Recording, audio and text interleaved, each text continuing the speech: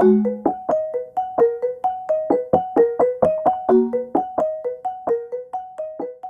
senhor escreveu um livro recente, Os Desafios da Infraestrutura no Brasil, e nele você destaca que um país precisa investir esse número mágico, né, Maurício, que vem aparecendo diversas vezes no nosso podcast, que é 4% do PIB anualmente, o que seria no Brasil alguma coisa próxima de 400 bilhões, 450 bilhões de reais por ano para desenvolver a sua infraestrutura.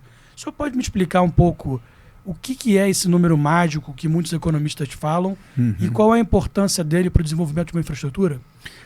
Pois não, a infraestrutura ela é a base da competitividade, aquilo que a gente poderia chamar de competitividade sistêmica. Uma economia que tem ferrovias, rodovias, hidrovias, que tem os seus modais de transporte integrados, ela transporta as mercadorias, os passageiros de forma mais barata, mais eficiente. Isso certamente aumenta muito a produtividade, a competitividade. Você coloca produtos no exterior e importa produtos do exterior muito mais baratos com a integração, por exemplo, com os portos, né? Você tem a população tem mais saúde em função do saneamento, em função de uma boa política de resíduos sólidos.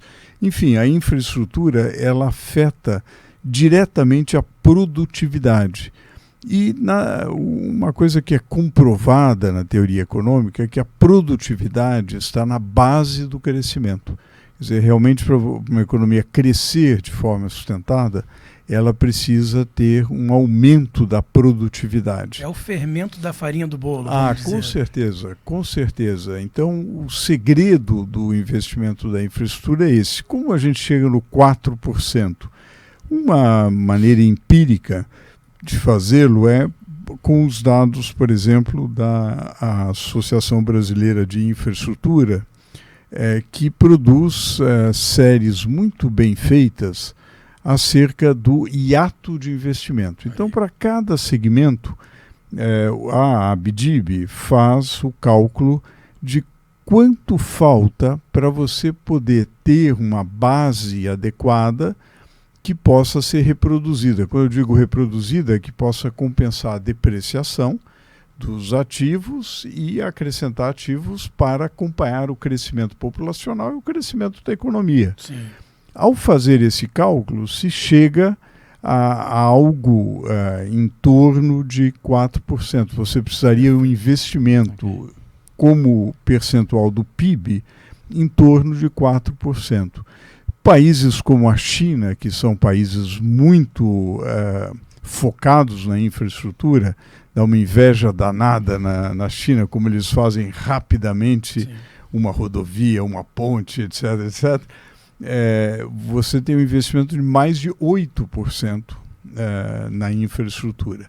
Mas um investimento de 4% seria uma meta ambiciosa, porém realista, e felizmente há um apetite hoje do setor privado para encarar essa meta e cumpri-la.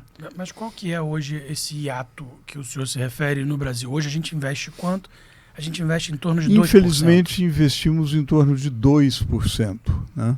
O que aconteceu nos últimos anos foi uma queda sistemática do investimento público em infraestrutura e um aumento, felizmente esse é o lado bom da história, um aumento do investimento privado. Alguns economistas até chamam a atenção, porque é um aspecto positivo, porque é um crowding in, que você está trazendo investimento privado. É muito bom trazer o investimento privado, mas nós temos que reconhecer que há em muitos segmentos, não em todos, mas em muitos segmentos, há uma complementaridade entre o investimento público e o privado. Muitas vezes o investimento público puxa o investimento privado, né?